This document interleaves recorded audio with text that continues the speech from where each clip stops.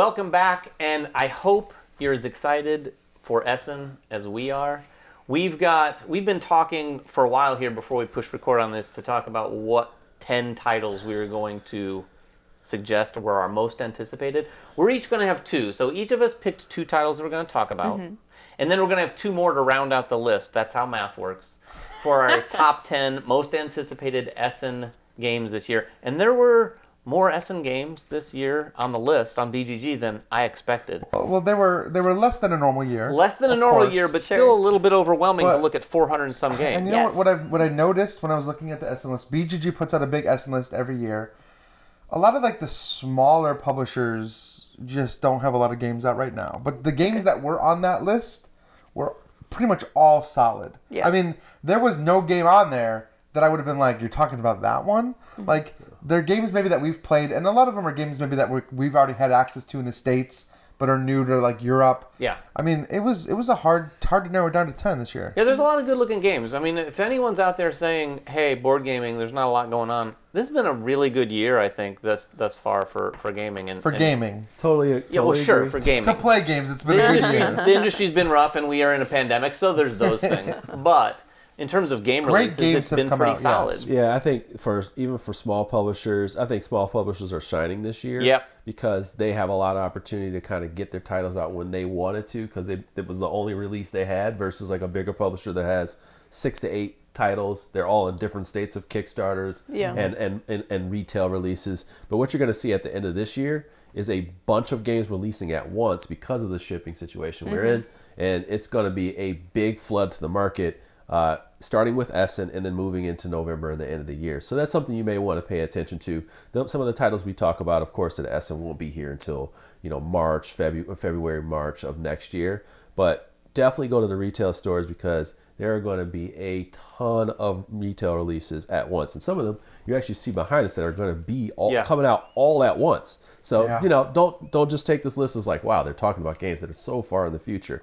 There are a lot that are going to be popping up at once here in the States. And pace yourselves because some of these games, there's a lot of good games, and because of the shipping, some of them are truncated. Like you said, we know, like in fact, Board&Dice alone has 3 games I think they're going to end up hitting in around the November timeframe. They were supposed to be spread out through the whole year. Definitely on everybody's anticipated list. All of which are on different anticipated lists. These are all good Euro games.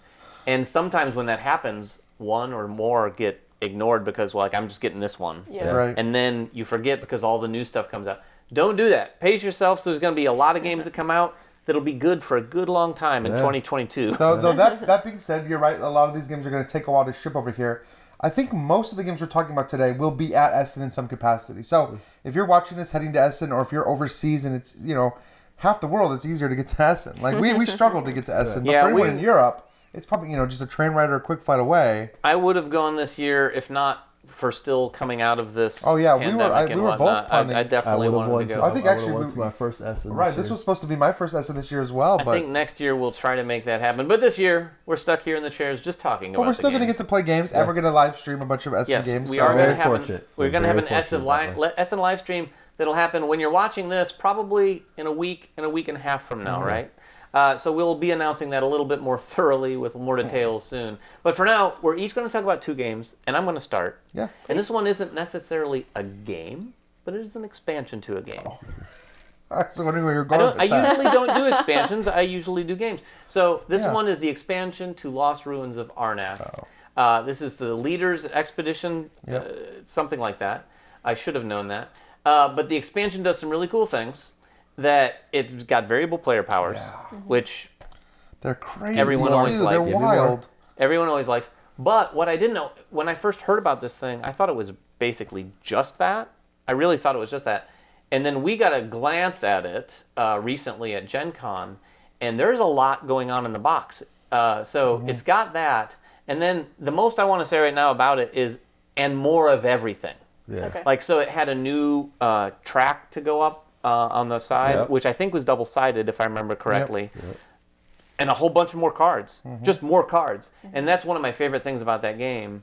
And it's not so much about the mechanics of the game, it's just about, I love exploring a game and discovering things, and I love the fact that all the cards are different. And it's like, I've played this game 3 times, and I don't think we've ever seen that card.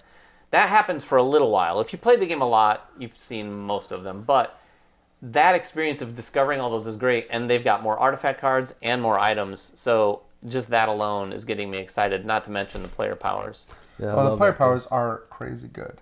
Yeah, when people do player powers, and that we haven't experienced Marco Polo level. so we don't know, but from what we heard, it sounds like the kind of player powers where when you hear someone's player power, you go, what? Yeah. And then you look at yours and like, what? So they're so powerful that everyone's Right. a little maybe feeling OP at first, but Right. it's balanced such that it's like just gives it a lot more flavor. That might be a good response to some of the feedback that's on that game as far as like the length of turns. People feel like the game is too abrupt. So just adding something that would give longer turns would be something that I think would really attract people, or bringing them back to the game that's been sitting there because they sort of like it or something. Oh, I'm on board. This is like, I love that game. So more and more. I have upgraded components waiting for me at home. Oh, do you? Yes, I do. I saw the shipping notification. I was like, Oh, that's awesome. Yeah, that's a game that Yeah, I would say, I mean, I know this is sort of our mutual top 10, but I'd probably have to peg this one as if I were going to Essen and I was allowed to only bring one thing back. yeah, I think it might be this. yeah.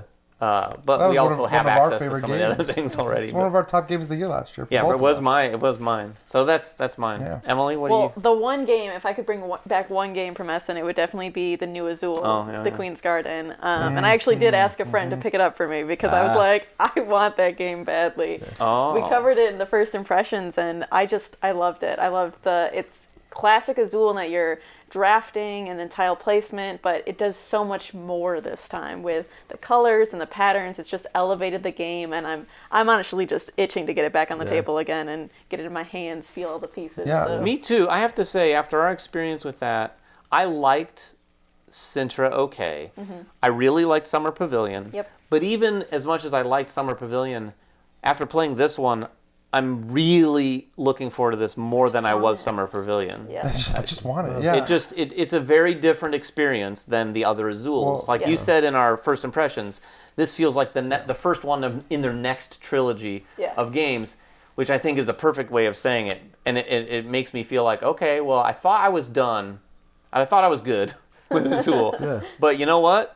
Bring on some more. Yeah. Because they tweaked this enough and made it a little bit different. And this is like Azul level 2. Yeah, exactly. This is like if you've mastered all 3 Azul games, because it's way more challenging. Like the fact that those factories get introduced as you go and not all at once, so you can't really like, oh, well, here's how this game is going to play out. And that pattern matching is brain burning. Yeah. There's a lot. In a way that the tile placement alone has never been for Azul. Right. Like there's always that element of brain burniness, but like the location is important, but also what are you next to? What are you going to be next to in 3 turns? What's coming up the other side of that path that you're going to build? It's just a lot, and in a good way, it's a lot. Azul.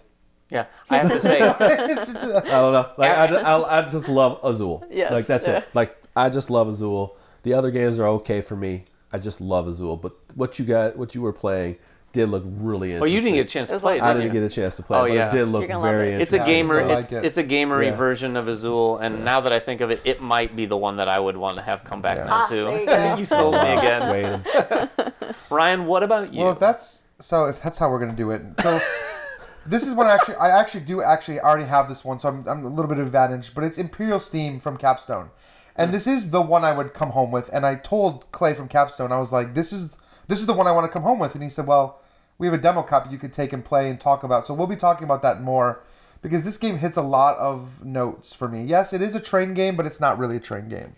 It's more like a combination between Russian Railroads and Brass, which are 2 games that I love. Like you've got your own player board where you're like working on building out your own trains, upgrading your trains, hiring workers, upgrading those workers, and you've got a city board where you're trying to build factories, make routes, deliver goods. Like there's a lot of things going on that are snowballing here.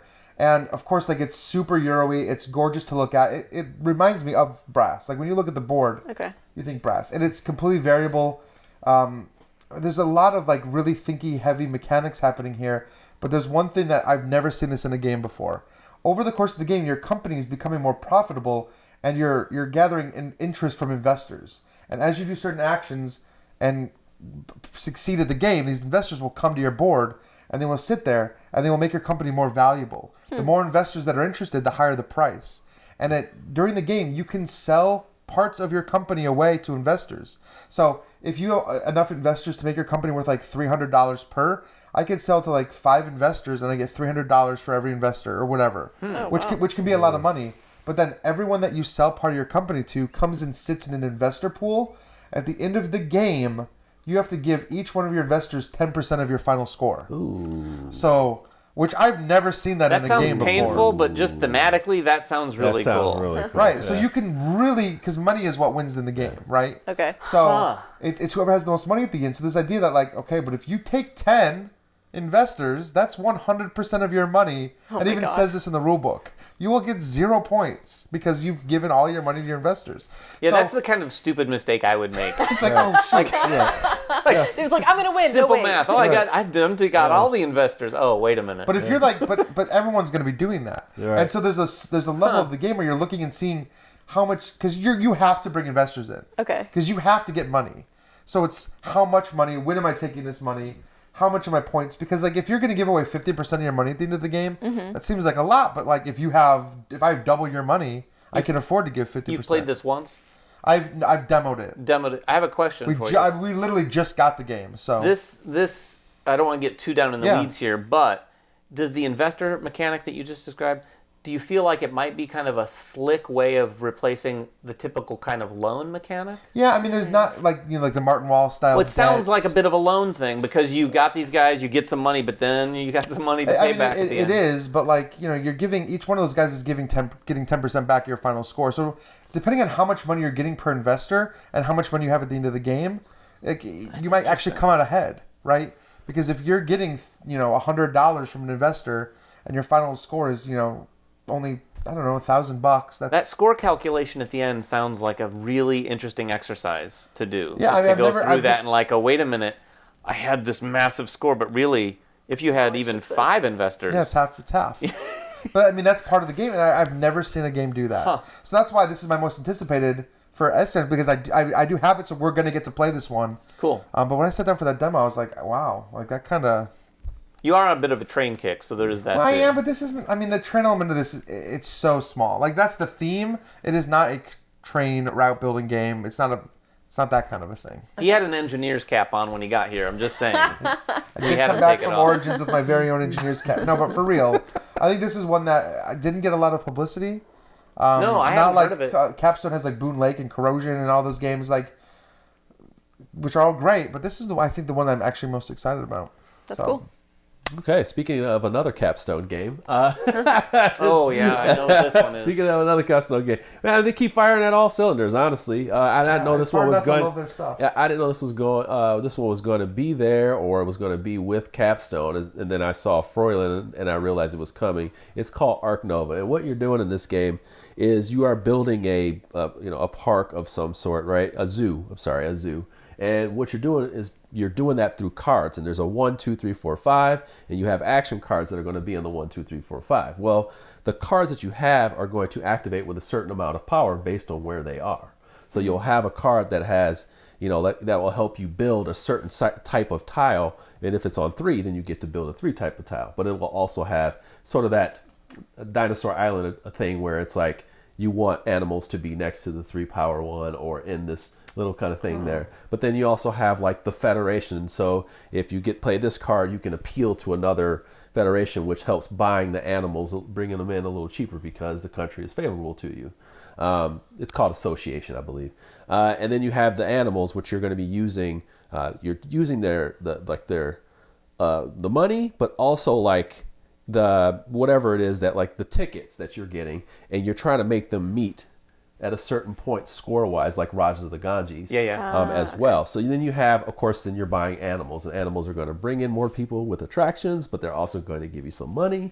So you're playing that back and forth as well. It's a really smart system because after you use that card, it goes to the front at 1, and then all the other cards shift over. So it's a little bit more of it's also a timing thing. Okay. And one thing I heard from the publisher is they said that the play testers for this game, they play it more than they've played any of their games that they've had. And That's they said it's just so pleasing to play. That's a great anecdote. When you hear that the play testers in particular are wanting to play it more and more because this is their job, they have to play it over and over. Right. So usually they're done. That's really I was like, that's pretty crazy, because I had heard about the game, and then I found out who was bringing it over, and I was like, let me just ask some questions about this, because sometimes we get excited about these things, we just look and we just click on them. Well, I was like, oh my gosh, we're here, I can ask him a question. And when he said that, I was like, yes, I picked the right game. I'm excited, So Capstone just keep bringing up those hits. Maracaibo has an expansion. Oh, that's So right. they've got that's some exciting. monster stuff. Boone Lake, we still need more details on that. And they just keep bringing up those banger hits. Yeah. Corrosion, which I'll just tell you right now, it's not on our list. It's not on any of our lists. I'm going to tell you, that game is absolutely amazing. And I played it solo, and I just thought it was absolutely amazing. Like, it's such a good game. Yeah, to be fair, it probably would be on our lists as we talk here today if we hadn't had so much experience with it already. We've already done a whole video. You could go watch our Corrosion First impressions. Which is a little unfair to this list. It should probably be on here, but when you look, we had an opportunity we're to all have a little some biased, exposure. and we're always going to be most anticipating the games that we haven't gotten a lot of hands-on time Exactly. with yet. Yeah. So take that with a grain of salt. Any more on that game? No, I think that's enough for that one. So my next game is I struggled with this for sure because we have a couple games that are gonna round out our list. But this game we just got recently, and we have a little experience with it, and it's Messina 1347. This one's from Delicious Games. It's Vladimir Sushi, and as you may know, I love Pulsar. I'm a big fan of Underwater Cities. I like all of his stuff. Jeremy and I were just talking the other day. The only big game I think of his that I haven't played is Last Will, which is like Last Will's really good. It's one of the ones he's most known for, right? It's one of his early games. So I want to get that played. This game, and also another thing about him, his games feel very different to me. do. Like, not only mechanically, but thematically. Pulsar, science fiction, Underwater Cities is literally Underwater Cities. Yes, yeah. Messina is a historic thing based in Messina in 1347, which, in case you didn't know, and I didn't when I heard about the game first, it is where the Black Plague started. So this game has rats. You don't want rats, but the rats will come to you if you can't get rid of the plague. And the theme alone was really cool. I first played this with a friend of mine, and when you use a theme like that with a more casual gamer, it seems far more interesting to them than, say, it's another one about farming, in Italy or wherever. Right. Pick a place. Yeah. And this game has a lot going on. I will warn you, there's the one thing about this game in our play so far is that you have to follow it to a T to make sure you're doing everything right. But from a Euro and an Essen release standpoint, it's going to be incredibly hot for a lot of people and really high on their list because this is a Euro through and through, and it does some stuff that I don't know. We've played it. It's not like, it's a lot like, you can't say that about this game, really. No. I mean, in that's an abstract way, you could, but the way this game works is very unique. In fact, one of the mechanics is you're putting your workers out in the beginning, but then your workers stay out there, so then you're kind of having to navigate. I know that's been done to some degree, but I can't think of many games that do it. No, I mean it's got a little bit of like Notre Dame feel, especially when it comes Are you to just saying because rats? Yes, because of the rats, but it's more than just like the idea of rats and the city. Yeah, you're doing different things in it, but the way you're moving around the tiles and you're taking doing actions wildly different things. There's many different ways to score points. Yeah, there's a lot of different ways to score. Yeah, It's so sushi. It's so sushi. That's what Jeremy was saying as we played it. It's so sushi. So sushi. Well, Feels so sushi. I love that we had Praga came out last year. These are probably the two closest in theme that he's ever had. Yeah, this almost feels like a cousin of Praga. Right, but yet they're so vastly different. Yeah. For sure. Even though the themes are maybe like they're both cities, but the gameplay experience is vastly different. Yeah, you have to check this out because like I said, I think if you consider yourself a Euro fan, this has to be at the top of something you want to take a look into. So it's Messina 1347. What's your next one? So we talked about games that we're just excited to hear more about, and this is one that I haven't played. I've heard little bits about, but when I was looking through the list, it really caught my eye. It's called Pesoa, and it's about a prolific writer, a poet from the 20th century, and he had all these different pseudonyms. I think it said over 70 different names he went by. And he actually called them heteronyms because he felt like they were their own kind of people. And so in this game, you play as one of his heteronyms. So like we're all Pesoa, but like one of his different names. And then Oh, that's super interesting. it's a worker placement and hand management type of game, and you're playing partly in like his headspace, and then also partly in like physical places around Lisbon. Sounds super interesting. The pictures I saw looked really Yeah, good. it does look very surreal. It does. And so I'm like kind of this like poet feel and vibe and like metaphysical, physical thing. I was like, this sounds like a really interesting game, and I just want to see more about it and get my hands on a copy to Let actually me go play ahead and it. get my phone out and make sure I get that on my list. Exactly. I'd never heard the name before today. Yeah. Yeah. And I didn't hear the description until just now. That sounds crazy. Sounds wild. Got to Yeah. make a couple Yeah, right. calls to the people Right. that's going to head out to That sounds Essen. wild. Like, based on description alone, that game takes the cake Yeah. so far today. Like that. I'm excited wow. for it. I want to see more about it. I want to see what it looks That's like. fascinating. But yeah. You know anything about the mechanics? That's why I'm interested to see what the So there mechanics. was- You said hand management and worker placement. And worker Yeah. placement. So it seems like you have cards and you're picking which actions to take, and then you're also moving your workers around the board. But there wasn't a ton on what it looks Yeah. like yet, so Yeah. I just want to get more details about it. But That's okay. That's Essen. That's the That's tricky yeah. thing about Right. Essen. Like if Most you were of my- there, that's what you would do. Be like, what is this? Most of my Essen lists are based on the image of the box. Right. And that's a lot of times that's all the publishers release. Right. Yeah. It's like, That's hey, what pulls me in on the BGG list. I'm like, oh wait. By the way, as much gameplay as I'm a gameplay over everything person, like when it comes to the Essen list, it's like, does that box look interesting? Click Yeah. on it. Do they have any cards? Yeah. That looks The interesting. danger is when, and this has happened in the past, when there's no box because they don't have an image yet. Right. Oh. And I've passed over some massive games that ended up being like Gollum didn't have a box for a long time. Barrage. Maybe that's just So- a Cranio thing. Yeah. So there's I can't remember the name of the publisher, but one of the people, one of my friends on Twitter actually had. She took a screenshot, and it's 2 games on there that are just a box with the names written on them. It's like Honolulu is one of them. That's hilarious. They just, like, wrote But it onto the front I of the box. applaud the effort because they want you to know that they do have a game coming out, and I was just like, gonna be it there. was like literally like the top of a shoebox with white paper. Oh my on gosh, it that's with the hilarious. name of the. low tech. Yeah. I love it. Hey, I know they have something coming to Essen. You got to navigate the platform, Right, right? you gotta use the You don't want the platform. no image available Right. signal. I just You want need to at do least something. have true. you know that I have a booth there, right? Like, Yeah. I have a booth there. That's what's going to be there. That is funny. That's- Well, that sounds interesting. Ryan, what's Yeah. your Well, next I mean, one? this one caught my eye too because of how it looks, but also because of how it plays. So this is kind of a both, and this is Astrum, which is coming out.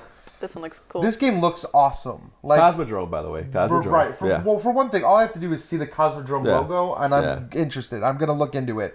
And this one is based on like actual history. This guy, like Alfonso X, was kind of a famous Spanish figure, and he was like the first person to like try to take Spain into the modern age by devoting a lot of like their money to like the sciences. Okay. And one of the things he did was invite a ton of astronomers to Spain, or from Spain, like to come to like a big thing and like chart the skies, right? Like that was a big thing for him. And so you're playing as like one of those astronomers. And what's even more interesting, and this is like a whole other layer, the same guy, Alfonso X, had a bunch of like creatives have like a book of games. And this apparently some of the stuff from this is actually also based on games that he included in that book. So it's kind of like a whole meta thing. Wow. But what you're actually doing is you're trying to track these constellations. And you're building out constellations by connecting stars on this big star map. But each of these constellations are in piles, and each pile is linked to a color. So when I take a constellation or a tile, which is like these, polyominoes, and I place it out on the board somewhere, I'm placing it somewhere on the star map that is colored. And if I do that, if I place it on, for example, white, then on your turn, you have to take one of the polyominoes from the white stack. Okay. You get to choose which one, but I'm basically I'm narrowing down your choices to like these two. So part of the game is looking around at other players and seeing like, what do I want? I need to make sure that like, I want these red tiles. I don't want anyone to take red tiles, so I'm not going to give you red tiles.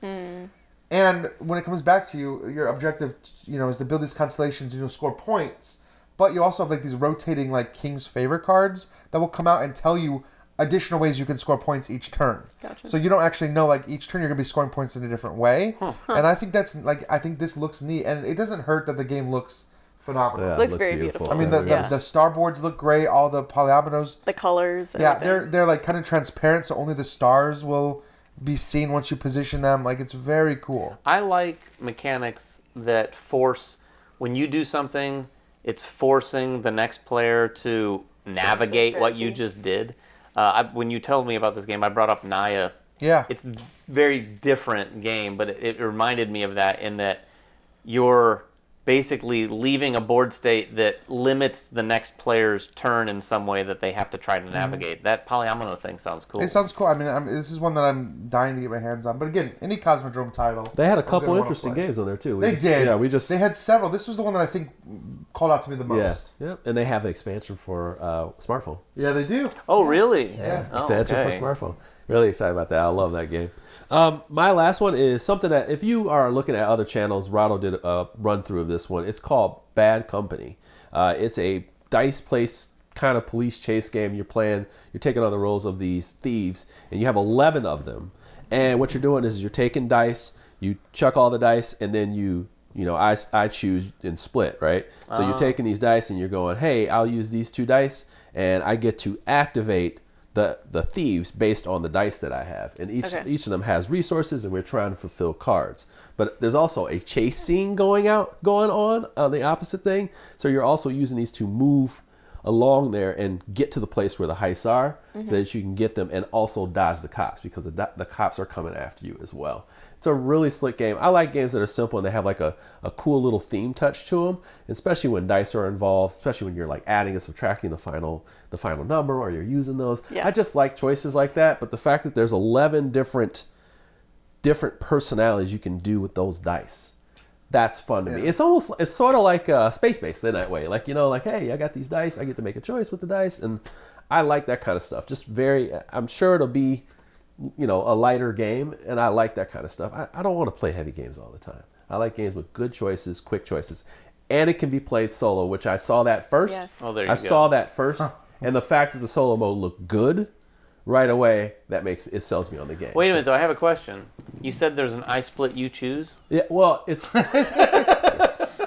Is that I split, I choose? I know. I split, Maybe the AI splits for you. Yeah, That's you actually. possible. I want to say. I think you roll 4 dice. You take 2 dice, and then the other people have to use the other 2. I see. Okay. So- almost like a roll and write. Yeah. There's some It roll and does kind write. of feel like that, yeah. Yeah. I was gonna say I love that. I also love I split you choose Yeah. type mechanics too. I think that's an underused mechanic. Yeah. Long live New York Pizza Company. Yeah. Exactly. I love that game. So those are our 2 games each. We have a couple more we're going to talk about, and they're up here on the wall. We've got Tabanusi and Batoku. Ryan, you've probably had the most experience with Tabanusi. I've demoed it a little with you, and you've played it a couple more times. I've played it 3 times, but only on TTS. So I'm very excited to actually have the physical game to play because it's very neat. And I actually did a first look on the channel.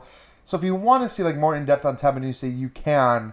But this is a Ticini game, so like dice drafting. all the T games that he's done. Yeah. There definitely is a dice drafting element, but what's super unique, and this is what I focused on in my first look. When I take a die, Oh yeah. it's both colored and numbered. The color gives me that color resource. So if I take a blue die, I get a blue resource. Right then. Right then, immediately. That blue die becomes my blue resource. But the number of that tells me where I'm going to take my next turn. Oh. So there are 5 districts in the game, and a 6 is wild. And you have a little meeple, and as you take your action, you'll move that meeple to the next district. So if I draft a 5, I put my guy in the 5, and I know next turn I'm doing the 5 district. And so there's this whole element of charting out your path, because what you're trying to do is build up the city of Tabanusi. And you're doing so by like laying out these blueprint tiles and that other players can come on and build buildings on. Yeah, there's some sharing of stuff where There is, and I it's, can climb on your back and use some of the work you did and I want you to do get that, some stuff done. It right? helps him, but I might want to do it for me Because too. like when I like that. when you're the one that builds the buildings, you get like points. Yeah.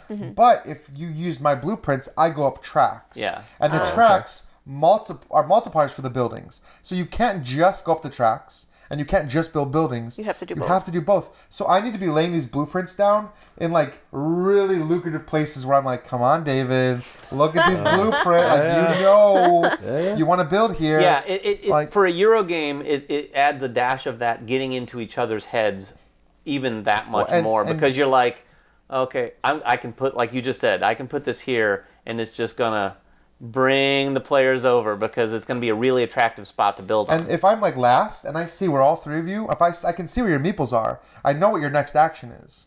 So if one of you guys is on the action that builds, you're gonna probably build next turn. And so I want to make a really lucrative spot. Like it's just super interesting. Yeah, even the dice thing is interesting. That in and of itself, it's a little much for my head, honestly, because the situation that it leads to is like, oh, I really need the blue resource right now, but I don't want to go to 5 on my next turn. There's nothing there for me to go. So there's choices that you have to make of like, or I want to go, like, I ultimately want to get to this place because there's dice there that I want. And to do things there. You got to plan it out. I hope nobody messes with your plan. You're like, right. I could take the blue 1, which puts me in District 1, which has a red or a yellow 5, and I could and then I'll be in like, and you're planning out your steps. But that's great until David takes that yellow 5. Yeah, between turns, and then you're stuck at 1 with no 5 to go to, and you're like, well, and look, okay, now what? You can always find some 6s that are wilds and go anywhere. But the good thing about the game is that I think that there's supplementary actions that you can take at every location. So if you ever get like stuck out and you can't do the main action of a space, you can still do something. Like there's another action you can do, and those actions are actually variable. And they'll switch out every game, so it just makes for a little more flexibility. Cool. Yeah. So the last one is Batoku, and this is one that once Ryan and I had a chance to play a demo of it as well on TTS, and as learning any game on TTS, it's a little extra compared to learning it at the table. And this game has many pieces and parts, and I mean that quite literally. The box, this is just the lid, but the box over there has a ton of components. Very heavy. Lots of tiles, a board that is dual layered. The main board is dual-sided and dual-layered because one of the sides for different player counts, you put in different tiles into these spots to change them. Oh, wow. And it's nice that they did that because sometimes I've played games where you lay a tile on top of the board, and I'm one of those sticklers that I don't like that tile getting shifted and moved. I like it, especially when they line up the art.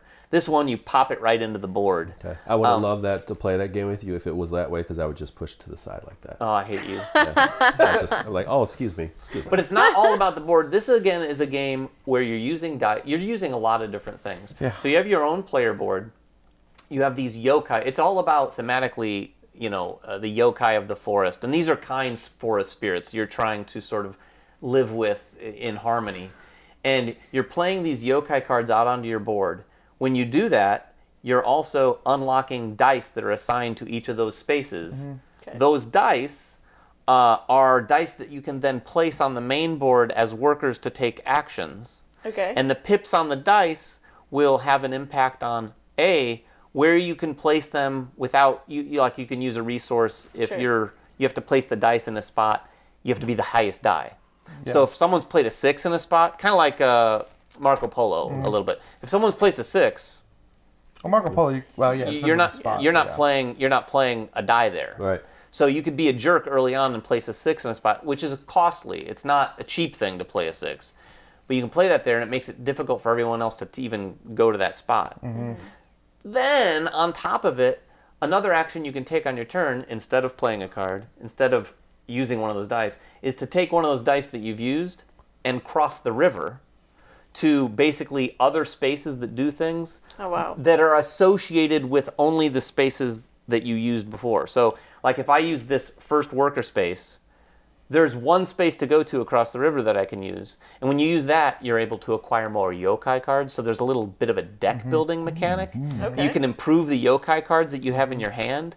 You're going to be retiring yokai cards out of your hand. Yes. So the deck building in this is an element, but it's not a deck building game by any means. There's so much. But you're getting some cards, and then you're going to want to kick out cards. You're going to want to score some of those cards, because when you retire one of the yokai, that's when you score those yokai cards. If you don't retire them, you're not scoring them. Right. So you're making these decisions of like, I'm going to improve this, and this new yokai card's great, but it's also worth points. So should I retire this one now, or am I going to use this power now? And there's so many different tracks and so many different tokens. You can even talk about the little kodama that you can... Yeah, there's kodama you can move. There's an entire track. You know what? When we played it, it reminded me at first the board of kind of a Gugong. Yeah. Because there's like that track at the top where you can move on. Mm-hmm. Okay. You have a player board where you're putting Batoku, where it gets its name, Batoku cards, which are other spirits, out alongside your player board that creates a path to move on. So you're moving guys on that path. You're moving guys on this path up here. Wow. There's a fair amount There's of a lot happening. It seems like a lot. There All I is hear a is lot all I happening. hear is good things. Well, Yeah. it is, but it's one of those games where you're like, wait, what did you just do, David? Like, I haven't even moved down That's a that great track. feeling. Yeah, you're never Like, going to do all the things. Right, you're and, like, and oh. all the things. When you're explaining this game to some, like I can tell you, Jeremy, as you explain it, if I was to thoroughly teach it to you right now, there's so many touchstones during the teach where you're like, oh, that's cool. Because like those Batoku cards, you can just do that and create a path and go out and collect stuff. Oh, but by the way, at the end of the game, if you've collected different Batoku to make that path, that's going to get you lots of points. Right. So there's all sorts of decisions. That's point salad for sure. It is absolutely point salad. And speaking of salad, it is the greenest game I've ever seen That in is my true. life. You'll see it on screen right now, but yeah. The board is, I love it. But visually, it is a lot. Well, it reminds me of a Miyazaki movie, which Yes. you didn't even say this. We've said that before. Oh, I forgot. Because the artwork is kind of the same as the game Silk, which this actually takes place in the same It's based universe. in the Silk universe. Yeah. Dude, are you kidding Which is me? like, Yes. which is kinda- Okay, that kinda was actually a crazy. total surprise. Yeah. And I love that game, and I love how unique that theme is, right? Now, with that said, That's crazy, it doesn't look visually exactly like Silk. Yeah, No, but but we it's- were midway through our demo when the person at the publishing company said, "Oh yeah, this is based in this game." So I was like, "Wait, what?" What? Yeah. Uh-huh.